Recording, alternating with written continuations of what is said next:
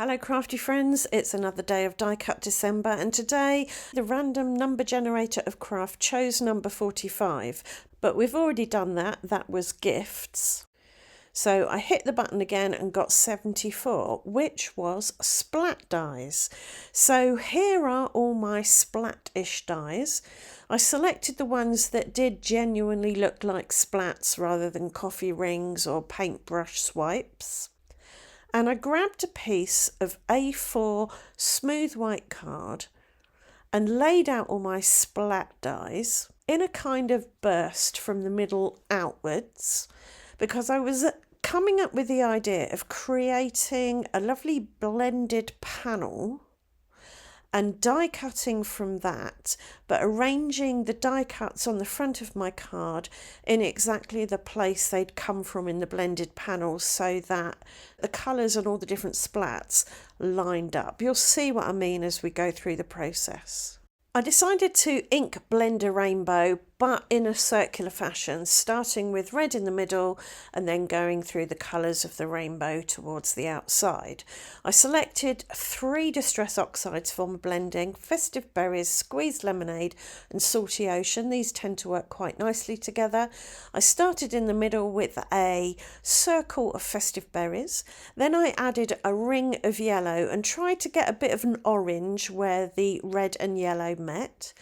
I then added a ring of Salty Ocean, the blue, and again tried to get a ring of green where the yellow and blue overlapped.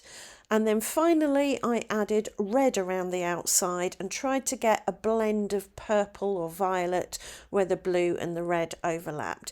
This blending to get the secondary colours was marginally successful, but I did bring in an orange, spice marmalade I think it was, and wilted violet to add a little bit of extra punch to those secondary colour areas, the orange area and the violet area.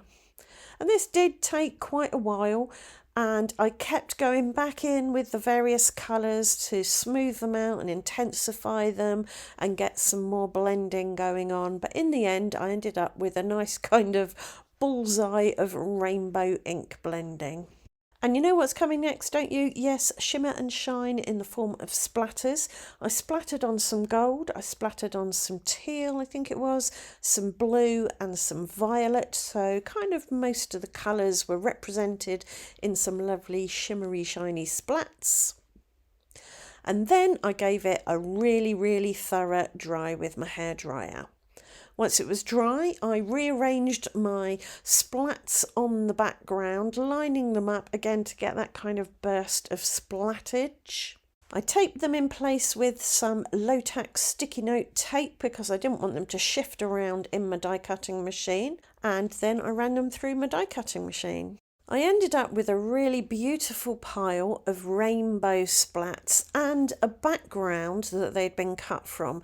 Now I don't use the background in this video, but you could definitely get a 2-for-1 with this technique. You can use the splats that you die cut out and you can use the background. But what I did do with the background was use it as a jig to help me get my splats back in the right place. And this is where that continuous kind of colour idea comes in. So I placed my background over my card panel, lined it up so that most of the splats were on the card panel. I then adhered them temporarily together using the post-it tape again, and then used my glue dotter to add high-tack white glue to the back of my splats, which I then put back in the apertures. So I did that with all the splats, getting them in the right place. I also inserted the teeny tiny little dots that the dies cut out as well.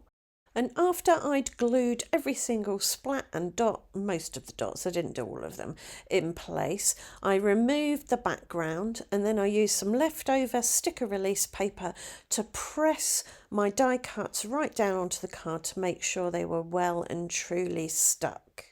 And this is what it looked like. I hope you can see how it's red in the middle, then it goes out through orange, yellow, green, blue. I don't think there's much purple on there actually, so never mind about that. I did decide to cut my panel down with a stitch rectangle die just to give it a lovely edge. and then I placed it on my card front. For my sentiment, I chose a Celebrate Scripty font die with its outline, and I cut the word from gold and the outline from white. I then stuck that down with a bit of high-tack white glue again. And as a finishing touch to this card, I added some gold foil cardstock sequins that I'd cut out with one of my sequin dies. And I used matte gel medium to stick these down because if it splurges out from underneath, it'll dry matte and you won't see it. And that was this card done. I do hope you like the card. I hope you've enjoyed the video. I hope it's given you some ideas, and I hope to see you back here tomorrow for another day of Die Cut December 2025. Thanks for watching. Bye for now.